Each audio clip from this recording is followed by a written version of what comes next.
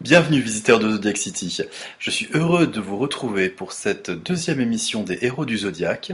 Et cette fois-ci, je vous propose de naviguer entre les clichés et les faux-semblants, entre les grands idéaux et la séduction, avec un signe tout en paradoxe, subtilité et raffinement, j'ai nommé la Balance. La Balance, c'est peut-être l'un des signes qui est le plus disons mal compris parmi les astrologues. Elle porte beaucoup de clichés, plutôt sympa d'ailleurs, hein. La balance est un signe qui fait vendre, mais on va souvent se contenter de la surface bien lisse de nos amis balance, plutôt que d'aller un peu plus profond à la recherche de leurs grandes qualités, mais aussi, et c'est ça qui est très paradoxal avec la balance, de leurs grands défauts. C'est-à-dire que c'est un signe qui a une bonne réputation, on la voit souvent raffinée, séductrice, coquette, élégante bien sûr, toujours dans l'harmonie, l'esthétique.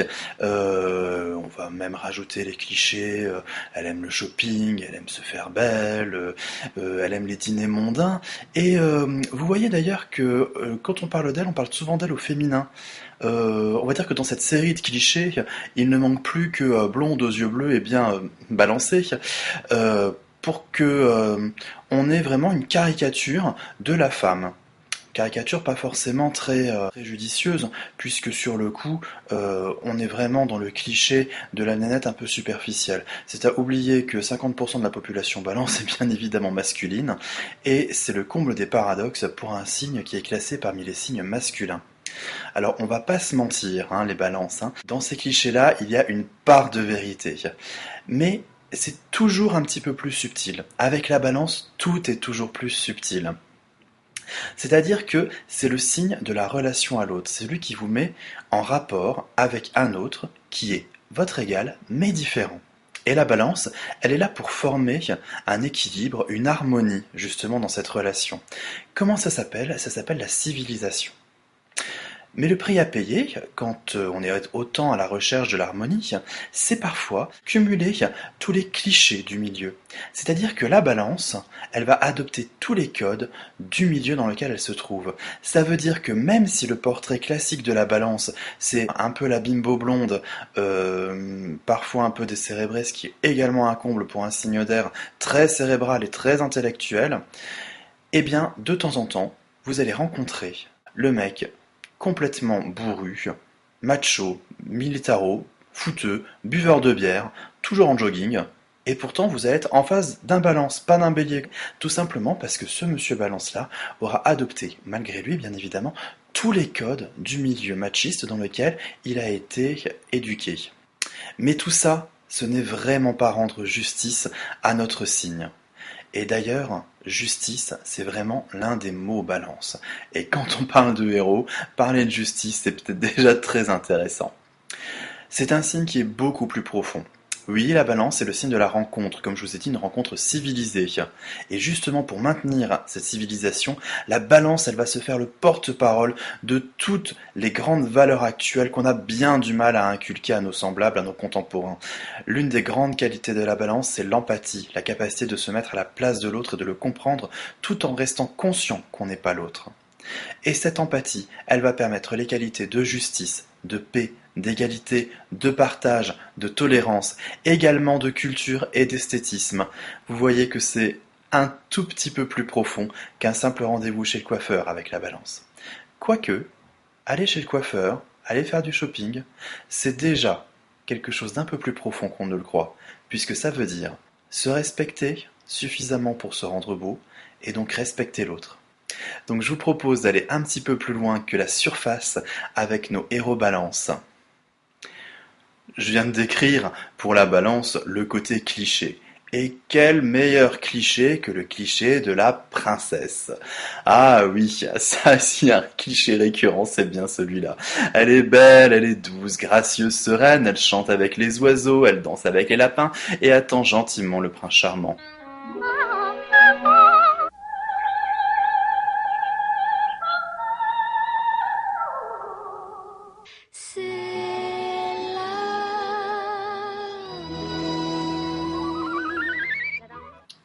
Alors ne riez pas les garçons, hein. On va pas se foutre de la gueule des filles comme ça, parce que le prince charmant en collant qui chante aussi, c'est aussi un très beau cliché. En passant, pour les garçons, on a réussi chez Disney à créer un prince qui a transcendé un peu le cliché à la fois du prince et surtout de la balance. C'est le prince Naveen qu'on croise dans La Princesse et la Grenouille. Il a à la fois tous les défauts de la balance. Alors il est paresseux, il est insouciant, il est roublard, mais il a surtout toutes les qualités, celles de la séduction, le talent, l'écoute, et on voit qu'au fur et à mesure, le prince Naveen devient plus responsable et réussit à faire une véritable relation d'égal à égal avec sa princesse. Mais figurez-vous que je ne vais pas aller chez Disney pour vous présenter le personnage qui va illustrer la princesse. On va pas partir en Amérique, on va partir au Japon, chez Nintendo. Est-ce qu'il y en a qui commencent déjà à craindre qu'il s'agit? Princess Toadstool. Peach. Et oui, il s'agit de la princesse Peach, la dulcinée de Mario. Et là, je pense que nos amis de chez Nintendo ont vraiment fait le cliché dans toute sa splendeur. C'est vraiment l'archétype de la demoiselle en détresse qu'il faut délivrer inlassablement de jeu en jeu des griffes de l'infâme Bowser. Et Peach, elle coche absolument tous les clichés de la princesse. Alors déjà, elle est vêtue d'une magnifique robe rose. Elle est blonde, elle a les yeux bleus, elle a sa petite voix précieuse, et elle est incapable de se débrouiller toute seule puisqu'il faut toujours qu'elle appelle Mario et Luigi à la rescousse, puisque inlassablement, elle se fait kidnapper. Bon, cela dit en passant, tant mieux, c'est ce qui nous permet d'avoir toujours des nouveaux Mario pour mettre dans nos consoles. Il faut savoir que Peach est pas aussi gourde qu'on pourrait le croire. C'est vrai que la plupart du temps, c'est elle la motivation de l'aventure. Vénus est la planète des motivations. Vénus, c'est le deuxième maître de la balance. Mais il faut savoir aussi que Peach, des fois, il lui arrive d'aller risquer ses talons aiguilles et ses jupons rose bonbon dans certains jeux. C'est elle l'héroïne, ou en tout cas l'une des héroïnes jouables. Il faut d'ailleurs avoir joué à Mario Kart pour avoir entendu son petit rire insupportable de satisfaction quand elle nous double, pour se rendre compte que la princesse n'est pas si en détresse que ça. Mais bon, arrêtons de nous moquer d'elle, parce que Peach, c'est vraiment une héroïne balance, avec aussi toutes les qualités du cygne, et pas forcément les plus superficielles. On va commencer par le plus simple. Dans ses attributs, elle se sépare jamais de son ombrelle. C'est l'accessoire de mode vraiment de la demoiselle. Savoir aussi que son ombrelle, c'est son arme, hein. Des fois, un bon coup d'ombrelle bien placé, je peux vous garantir que les Goombas le sentent passer. Mais aussi, le pouvoir récurrent qui lui a été donné, c'est de flotter dans l'air. L'air, c'est l'élément balance. C'est aussi le côté grâce aérienne de la princesse. Je vous propose notamment de regarder cette scène issue du jeu Super Smash Bros. Brawl. Là, on la voit, véritable symbole de paix et de grâce avec son ombrelle défiant les bombes.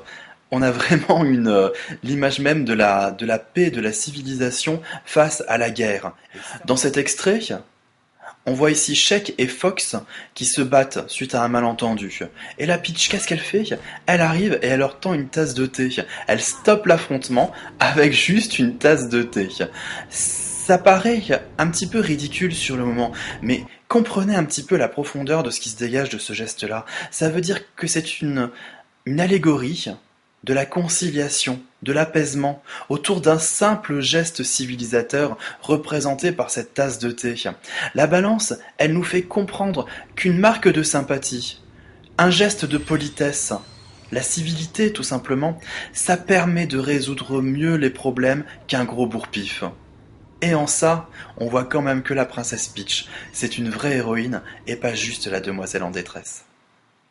Donc pour Peach, nous avons le cliché de la princesse. Elle est aérienne et gracieuse. Elle est profondément pacifiste et civilisée. Peach valide des balances. Le signe de la balance est souvent choisi pour représenter une certaine image de la femme idéale. C'est la fille bonne à marier, la fiancée. La balance est le signe du rapport à l'autre. On lui a donc naturellement donné les significations du couple et toutes les qualités qui font que l'on arrive à former un couple harmonieux. Et donc tout ce qui se rapporte aussi au mariage. Comme pendant de longs siècles, Le mariage a été, on va dire, la seule ambition qui était laissée aux femmes, enfin en tout cas d'un point de vue officiel. On a collé à la balance cette image de la bonne épouse, de la fille idéale. Et c'est pour ça que la plupart des héroïnes romantiques, elles ont une personnalité balance, dans ce qu'il y a de plus charmant. On va commencer par le cliché des clichés, c'est la poupée Barbie, tout simplement, qui est censée représenter le canon de la femme idéale. Notre fiancée idéale, c'est Minnie, l'éternelle fiancée de Mickey, qui représente, elle, pour les petites filles aussi, une espèce d'idéal à atteindre. Une héroïne romantique aussi, c'est bien sûr Rose David Whittaker, Rose, la Rose de Titanic, qui est l'exemple parfait de l'héroïne romantique. Notons que Kate Winslet, qui est l'interprète de Rose David Whittaker, c'est une triple balance, un soleil, lune et ascendant en balance. On peut citer, presque sans exception, toutes les héroïnes de comédies romantiques, presque toutes les héroïnes de séries, notamment celles qui sont destinées aux jeunes filles. C'est quand même souvent des personnalités de type balance. On va pas toutes les citer, puis je dois vous avouer que je ne suis pas très client, donc forcément je ne les connais pas toutes. Même dans les productions de type super-héros, quand les filles ont commencé à débarquer aussi avec leurs super-pouvoirs, les toutes premières dotées de pouvoirs qui étaient censés les mettre à l'abri de la bagarre. C'est le cas vraiment de la balance type dans les super-héros. Susan Storm, la femme invisible des 4 Fantastiques. L'invisibilité est déjà cette parade à la confrontation, et si elle se fait voir, elle a le champ protecteur, qui permet encore une fois de ne pas donner de coups. Mais la fille idéale que j'ai choisie, c'est Rachel Green de Friends. On va commencer tout de suite par parler de l'interprète Jennifer Aniston, qui est native du Verseau, mais qui a dans son thème une configuration typiquement balance. Elle a l'ascendant balance, mais elle a Eris, Vénus et Saturne, les 3 planètes de la balance, toutes les 3 angulaires. Donc Jennifer Aniston, c'est presque la balance type, on va dire. Dans Friends, le ton est donné d'emblée sur Rachel, c'est-à-dire dans le premier épisode, la toute première scène où on la voit. Elle arrive en débarquant en robe de mariée, presque comme une réponse à la complainte d'un Ross fraîchement divorcé et désespéré, voulant absolument se remarier. Oh, mais j'ai pas envie d'être célibataire, c'est clair. Je veux me remarier tout de suite. Moi, tout de suite, je veux $1 million. Du coup, Rachel, elle incarne la promise. Et c'est vrai que le couple Ross et Rachel, dans cette série, va être le fil rouge des 10 saisons. Je ne sais pas si t'as remarqué, mais à l'université, j'avoue que j'en pinçais drôlement pour toi. Tu le savais? Ah, c'est vrai? Tu le savais? J'ai toujours pensé que tu me prenais juste pour le grand frère débile de Monica. Oui, aussi. Ah. Rachel est vraiment le symbole de la fille avec laquelle on veut se mettre en couple. C'est une fille qui, dans l'un de ses plus grands défauts, est complètement dépendante de l'autre. Oui, la balance, elle a toujours besoin de quelqu'un. Il faut savoir que Rachel est aussi le personnage qui ne vivra jamais seul. Elle aura toujours un colocataire parmi sa bande d'amis. À commencer par Monica, qui elle est un savoureux combo entre la Vierge et le Bélier, qui sont les 2 signes opposés à la balance. Alors à partir de maintenant, c'est toi qui prendras toutes les décisions à ma place. Oh non, j'ai déjà fait ça pour une personne une fois et j'avoue que j'aime pas beaucoup avoir ce genre de pouvoir et de contrôle sur la vie de quelqu'un. Moi, j'accepte. C'est parfait. Alors à partir d'aujourd'hui, c'est toi qui as la charge de ma vie amoureuse. On peut continuer à aligner sans fin les stéréotypes sur Rachel. Elle est fan de shopping, elle finit bien évidemment par travailler dans la mode, elle réussit beaucoup grâce à son charme, elle connaît toutes les techniques de séduction, elle a jamais payé un verre au bar, et elle se retrouve complètement désemparée quand elle veut absolument sortir avec un garçon qui ne semble pas vouloir faire le premier pas. On va lui pardonner quand même toutes ces caprices de petite fille gâtée et aussi toutes ces petites manipulations parce que déjà elle est jolie et c'est une réalité de notre monde. C'est vrai qu'un beau minois des fois permet de faire passer beaucoup de choses et ça la balance le sait très très bien. Mais également parce que Rachel c'est avant tout l'amie qu'on voudrait tout savoir. Elle est réellement joyeuse quand vous avez une bonne nouvelle, quand il vous arrive quelque chose de bien. Elle est à l'écoute, elle partage vos joies et vos peines. C'est quelqu'un de réellement empathique, qui est toujours là, à vos côtés. Donc Rachel, on a l'archétype de la fiancée, de la promise. Elle est charmante, elle est belle, on ne la voit jamais seule. Elle est fan de mode, et c'est la meilleure des amies. Rachel, validez balance. Bon, vous allez me dire, c'est bien beau, quoi. Toutes ces jolies princesses, toutes ces fiancées idéales, les fashion victimes et tout ça, bon, ça reste bien gentillé, hein. On a l'impression que la balance est une délicate fleur fragile, une douce colombe gracieuse. Mais est-ce que la balance est capable d'autre chose que d'un joli sourire et de tendres manières? Bien oui. Oui. Parce qu'il ne faut pas oublier que si la balance semble être une colombe, il y a aussi tout un pan de sa personnalité qui nous fait penser à un tout autre animal, le serpent tentateur. La balance, elle n'aime pas se battre, ça, pas de souci. Elle n'a pas pour autant envie d'être éternellement la demoiselle en détresse. Comment on fait alors quand on n'aime pas se battre, quand on n'aime pas la confrontation? On manipule.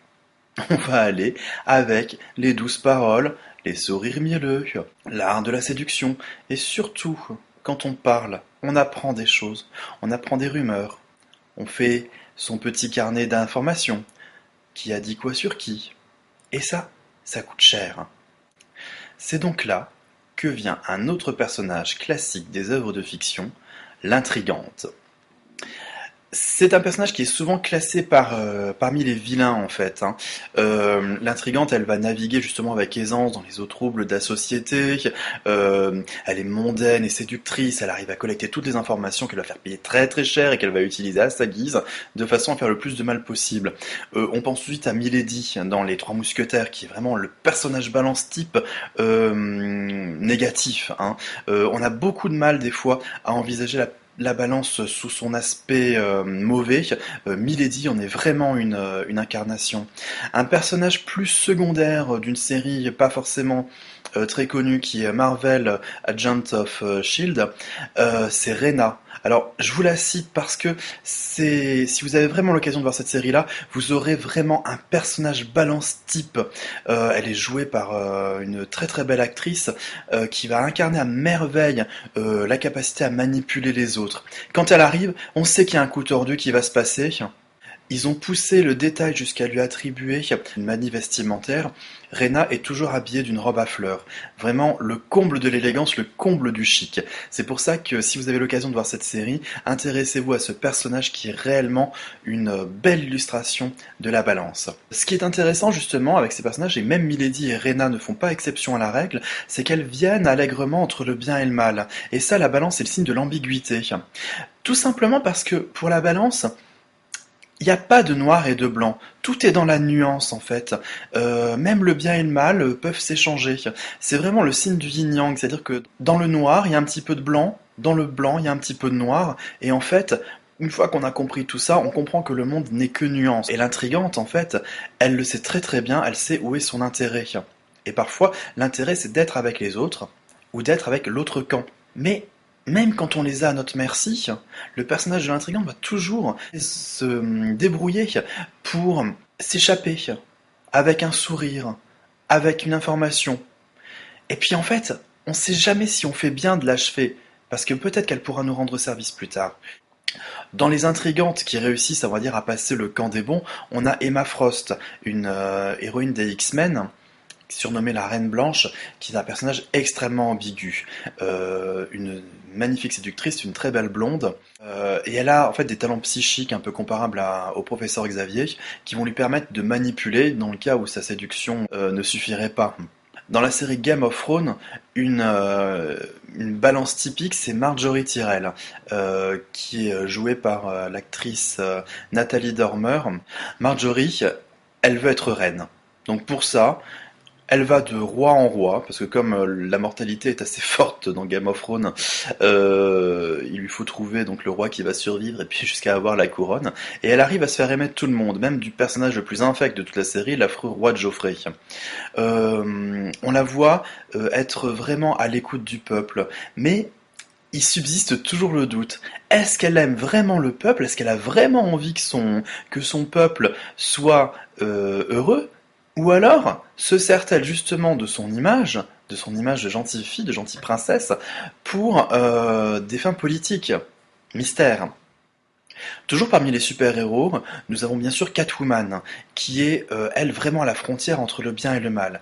D'abord envisagée comme super méchante, elle finit peu à peu par devenir, on va dire, la fiancée officielle de Batman. On a encore cette notion de promise, de fiancée. C'est une voleuse, mais une voleuse au grand cœur. C'est quelqu'un qui ne fera pas de mal et qui ne tuera personne. C'est une manipulatrice, c'est une séductrice évidemment, mais elle est secrètement amoureuse de Batman. Et surtout, Batman l'aime en retour, malgré tous ses errements et toutes ses manœuvres.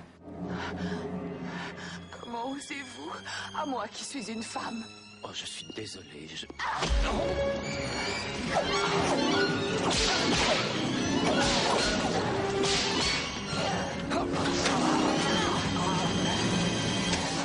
Parce que c'est vrai que la Balance, elle aime se faire aimer de tous, et même des plus incorruptibles, comme Batman ou comme Sherlock Holmes. Parce que le personnage que j'ai choisi de développer un peu plus, c'est Irene Adler, qui est l'intrigante de Sherlock Holmes.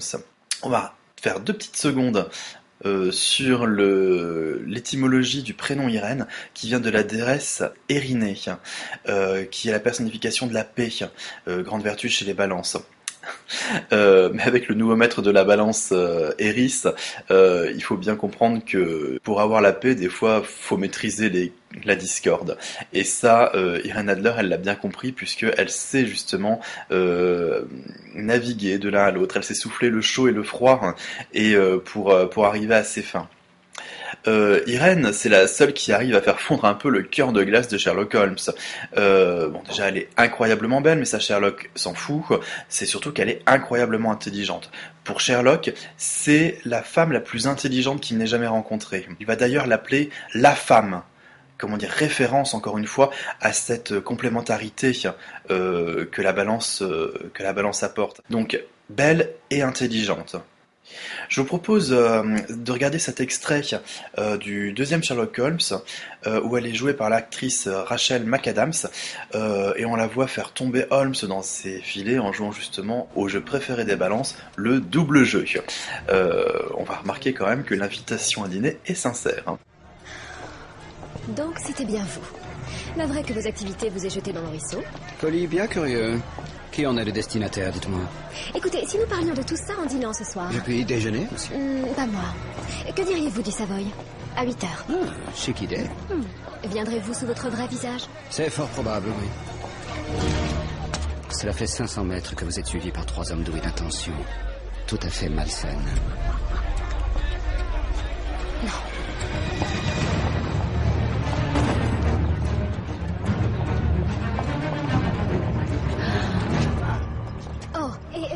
Soit dit en passant, ils ne me poursuivent pas. Ils m'accompagnent et on dirait qu'ils ne sont pas 3, mais 4. Attention, Irène, à tenir de 2 mains fermes. Oh, je doute que mes mains soient votre premier souci. Les garçons, faites bien attention au visage car nous dînons aux chandelles ce soir. Ne vous bourrez pas de pain.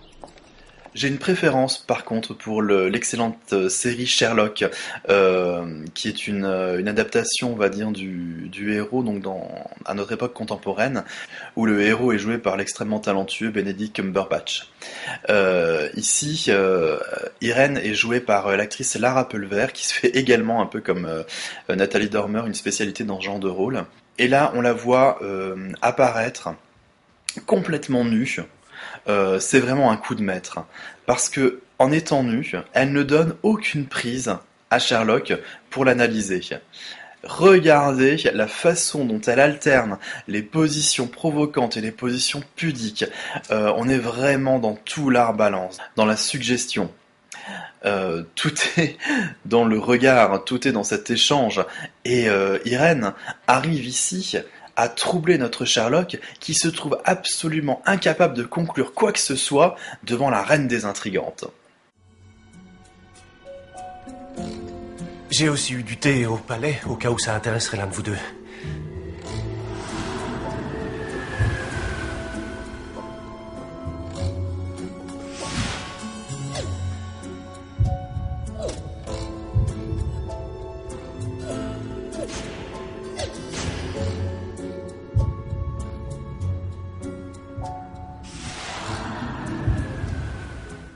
Pour Irene Adler, nous avons une maîtresse dans l'art de la séduction, la reine du double jeu, intrigante, manipulatrice.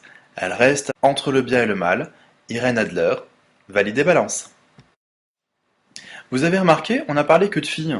À croire que la balance ne peut être qu'une gonzesse. Pourtant, 50% de la population, comme je vous ai dit en début d'émission, balance, ce sont des mecs. Normal. Le stéréotype de la balance a tellement été collé aux femmes qu'on a du mal à imaginer des garçons ayant ces caractéristiques. Les planètes Mars et le Soleil, qui sont celles à qui on attribuait justement l'image masculine, la virilité, sont en exil et en chute dans la balance, ce qui veut dire qu'elles s'éloignent énormément des significations du signe. C'est-à-dire qu'on n'imagine pas du tout un mec balance. C'est complètement faux, puisque on peut être masculin, viril, en étant balance, même si les stéréotypes avancent, ils sont toujours tenaces, et je dois vous avouer que j'ai eu beaucoup de mal à trouver vraiment des mecs balance. On va commencer par citer Varys dans la série Game of Thrones, encore une fois, qui est un eunuque, ça commence bien.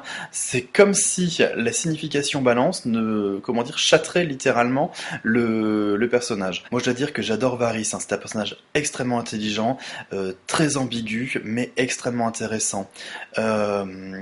Il a ce côté justement collecteur de rumeurs, hein. Il va chercher ces petits oiseaux pour collecter les messages, pour transmettre les rumeurs. Mais malgré ce côté un petit peu intriguant, il est réellement empathique et semble avoir à cœur le bien commun. Plus séduisant, c'est Patrick Jane dans la série Mentaliste, qui montre aussi toute la séduction, mais aussi l'expertise dans les relations humaines, le sens psychologique. C'est un véritable manipulateur, hein. Ça on va pas non plus se voiler la face, mais justement, il va mettre ses qualités au service de la police. Dans le film Hunger Games, enfin dans la série de bouquins, le malheureux compagnon de Katniss, Peeta Mellark, est aussi vraiment très balance. En passant, l'acteur Josh Hutcherson est un natif de la balance. Il se trouve qu'il a un réel talent pour jouer au jeu de la société. Et on va le voir réussir à manipuler l'opinion, à lancer une rumeur, à lancer un petit mensonge qui vont lui permettre de sauver sa peau, mais aussi celle de Katniss. Un autre balance célèbre dans la littérature et les films, c'est Lestat le vampire, qui a vraiment toutes les qualités de la balance. C'est un séducteur, il est raffiné. C'est une véritable ordure, hein, on va pas s'en cacher, quelqu'un qui est vraiment manipulateur, mais qui craint avant tout de rester tout seul. Il a besoin justement d'un compagnon ou d'une compagne qui lui montre l'époque dans laquelle il est et à laquelle il n'appartient pas. Si Lestat est vraiment une crevure dans le premier film, au fur et à mesure donc de la série de bouquins et d'un autre film un peu moins connu qui s'appelle La Reine des damnés, on verra qu'il va se soulever justement contre la Reine des vampires et donc passer du côté des gentils. Si vous êtes fan de manga, allez voir le château ambulant de Miyazaki pour y rencontrer de nouveau le sorcier Aoru, qui est un pur balance, très ambigu, narcissique, mais qui finit par découvrir l'amour et puis retrouver son cœur aussi grâce à l'héroïne Sophie. Sophie, elle est caractéristique de la Vierge, et la Vierge et la Balance sont deux signes qui sont complètement opposés.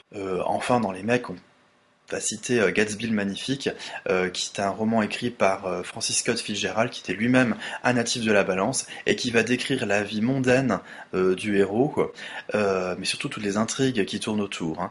Mais je vous ai choisi un tout autre héros pour vous prouver que les significations de la balance s'incarnent très très bien chez les garçons aussi. Le plus célèbre des séducteurs, au flegme british, à l'élégance raffinée, au service de Sa Majesté et avec le permis de tuer. C'est bien évidemment... Monsieur... Bond. James Bond. 007, le plus célèbre des espions, bien évidemment. Quel que soit l'acteur qui a endossé le rôle, James Bond peut toujours compter sur sa classe et aussi sur son bagou. James Bond, c'est le personnage de l'intrigante au masculin.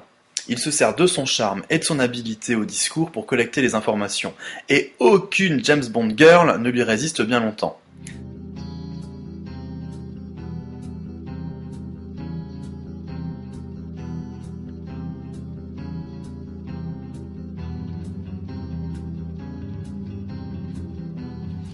James Bond flirte avec les filles, mais il flirte surtout avec le mal. Il ne fait que flirter, car James Bond, c'est un loyal sujet de Sa Majesté, et qui se bat pour que l'ordre et la paix règnent en ce monde. La balance a beau avoir tous les défauts du jeu social, qui vont de l'hypocrisie à la plus sournoise des manipulations, elle est suffisamment maligne aussi pour savoir les retourner dans un noble but. Quel plus noble but que d'empêcher un vilain de déclarer une guerre mondiale et de faire cesser la terreur afin que chacun puisse vivre en harmonie. Je vous ai mis la somme en chiffres ronds. J'apprécie énormément les rondeurs.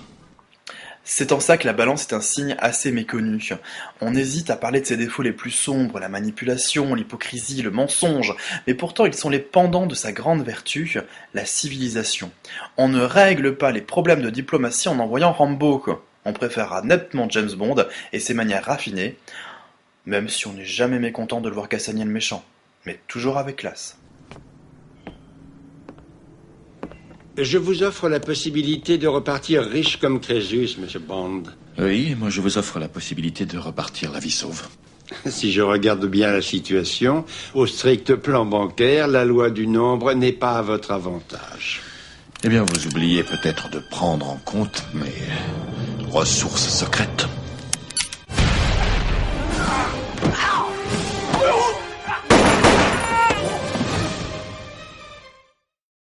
Donc James Bond, c'est un séducteur invincible, il a le flegme et l'élégance, il protège la paix mondiale, James Bond valide les balances.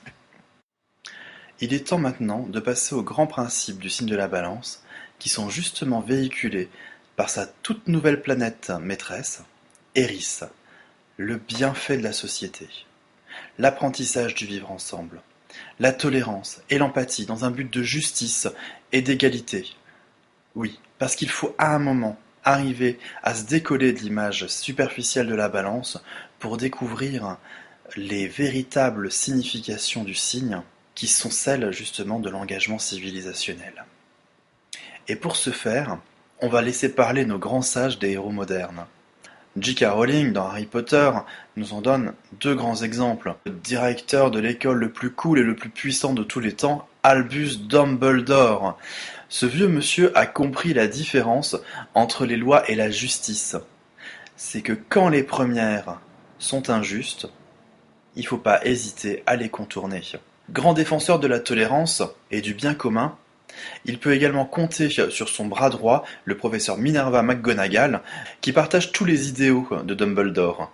McGonagall semble un peu plus stricte et un peu plus raide que Dumbledore, même si elle est également du genre à passer outre certaines lois alors qu'elle semble bien rigide à la base. En fait, elle représente l'exaltation de Saturne dans la balance. L'exaltation, c'est la planète vers laquelle tend le signe. C'est pas sa planète maîtresse qui est Eris pour le signe de la balance, c'est-à-dire l'état naturel. C'est la planète qui représente le signe évolué. Et pour la balance, c'est Saturne. Ça veut bien dire que l'on va, dans ce signe, vers les qualités de sagesse. J'ai préféré donc vous présenter le professeur Xavier, mentor des X-Men. Ce personnage est cloué dans un fauteuil roulant, et il va compenser grandement par ses pouvoirs de télépathie qui vont lui permettre de comprendre les pensées et les sentiments des gens. C'est véritablement le symbole de l'empathie, qui est la grande qualité de la balance. J'ai entendu ces arguments. C'était il y a bien longtemps. L'humanité a évolué depuis lors. Oui. Vers nous.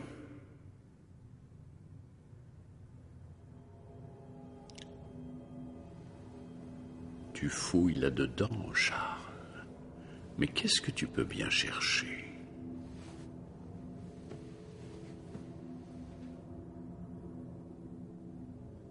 Je ne cherche qu'un peu d'espoir. Les X-Men, tout d'abord, représentent dans notre société la difficulté que l'on a à intégrer toutes les minorités. Et ça, c'est le rôle de la balance, justement, de comprendre que toutes les différences sont en fait une chance pour la civilisation et qu'il faut, plutôt que d'uniformiser le monde, intégrer les différences pour que chacun puisse vivre. L'empathie, dont on parlait tout à l'heure, c'est la véritable barrière contre la barbarie. C'est la garante de la paix et de l'harmonie. Et le professeur Xavier a à cœur cette réconciliation entre les mutants et les humains. C'est son vrai combat, la réconciliation. Il récuse l'isolement, et il récuse surtout la loi du plus fort, que prône notamment l'un des grands méchants de la série, qui est Apocalypse. Ça, pour le professeur Xavier, c'est juste pas possible. Regardez ce qu'il pense plutôt. Ce message a un but et un seul. Dire au plus fort parmi vous.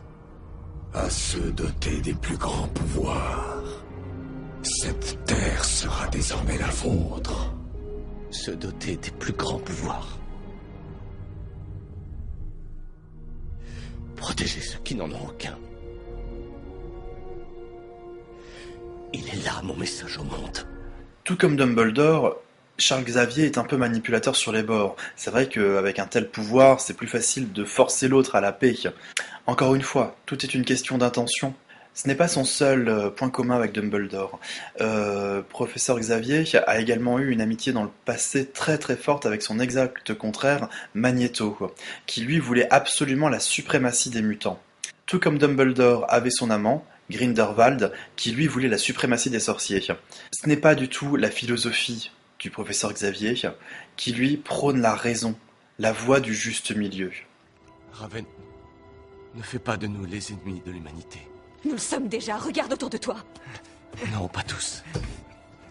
Jusqu'ici, tout ce que tu as fait a été d'empêcher ces gens de se faire massacrer. Il y a un autre chemin, tu peux leur montrer.